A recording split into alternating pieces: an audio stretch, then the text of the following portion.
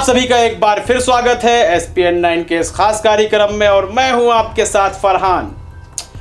कहा जा रहा था कि कोरोना के ख़त्म होते होते जितनी मौतें होंगी कहीं उससे ज़्यादा मौतें भूखमरी से ना हो जाएं, गरीबी से ना हो जाएं, भय के कारण ना हो जाएं।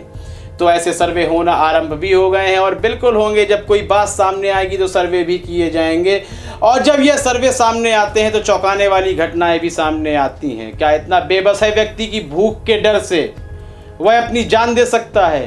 करीब 80 लोगों ने आत्महत्या करी है जब से लॉकडाउन शुरू हुआ है, कोरोना का कहर शुरू हुआ है। उन्हें कोई बीमारी नहीं थी, वह बिल्कुल पीड़ित भी नहीं थे, ना ही उनकी एक भी बार जांच हुई थी।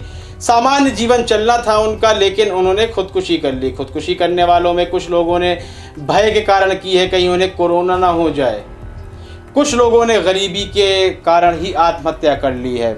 हम आपको बता दें कि पब्लिक इंटरेस्ट टेक्नोलॉजिस्ट तेजस GN, सामाजिक कार्यकर्ता हैं कनिका शर्मा और Jindal global school of law में सहायक प्रोफेसर हैं अमन, यह शामिल हैं। इस समूह का दावा है कि 19 मार्च से लेकर 2 मई के बीच करीब 338 मौतें हुई हैं और ये लॉकडाउन से जुड़ी हैं, जिसमें करीब 80 लोगों ने आत्महत्या करी है गरीबी की वजह से ही।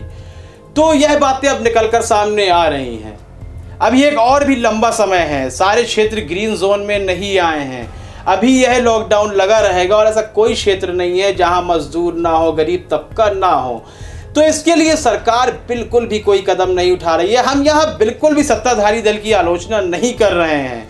यह वक्त है एक बीमारी से जूझने का। हमें यहाँ राजनीतिक मसले में कोई बहस करनी ही नहीं है, कोई बात कहनी ही नहीं है। सत्ता किसकी भी हो, सरकार किसी की भी हो, लेकिन मौजूदा समय में यदि आवश्यकता है जनता को, तो एक अच्छी नीति की, एक अच्छी योजना की आवश्यकता है, जिसे बनाने में सरकार असमर्थ है। गरीबों से कभी पैसा लिया जाना है, कभी नहीं लिया जाना है। सबके पास राशन कार्ड नहीं है। भूखमरी से लोग आत्महत्या कर रहे हैं, सड़कों पर भी निकल कर आ रहे थे, लेकिन एक डर है उन्हें मार खाने का, या पुलिस ना आ जाए तो कुछ लोग घर के अंदर ही जान दे देंगे, आत्महत्या कर लेंगे। तो क्या होगा? क्या ऐसी सरकार को आगे आने वाले समय तक रहने का अधिकार है? यह आपको सोचना है। चाहे इसकी जगह कांग्रेस होती, CPI होती, कोई भी पार्टी होती, लेकिन इस बुरे वक्त पर अगर यदि उसकी योजनाएं सिर्फ ऐसी ही रहेंगी तो जाहिर सी बात है प्रतिक्रिया भी वैसी ही होगी। अंधभक्तों की तरह हर व्यक्ति प्रतिक्रिया नहीं दे सकता है कि देश में कुछ भी बुरा चल रहा हो, सब कुछ सही है। जैसे एक वीडियो सामने आया था कि व्यक्ति बोलता है, अंधभक्त उनका सरदार होगा अंधभक्त का, बोलता है कि चाहे बच्चा भूखा रहे लेकिन आएगा तो मोदी ही।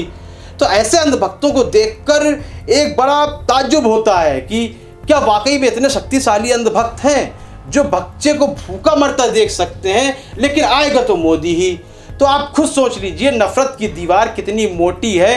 क्या वह इतनी आसानी से टूट जाएगी? बिल्कुल नहीं टूटेगी। लेकिन यह वक्त है उस नफरत की दीवार को गिराकर साथ खड़े होने का और कोरोना को जड़ से खत्म करने का। अपनी राय देना बिल्कुल भी ना भूलें। कोई भी सलाह हो आप दे सकते हैं कमेंट सेक्शन में। कार्यक्रम को लाइक कर सकते हैं, ज़्यादा शेयर कीजिए और चैनल को सब्सक्राइब अवश्य कर दें। तब तक के लिए इजाज़त दीजिए, धन्यवाद।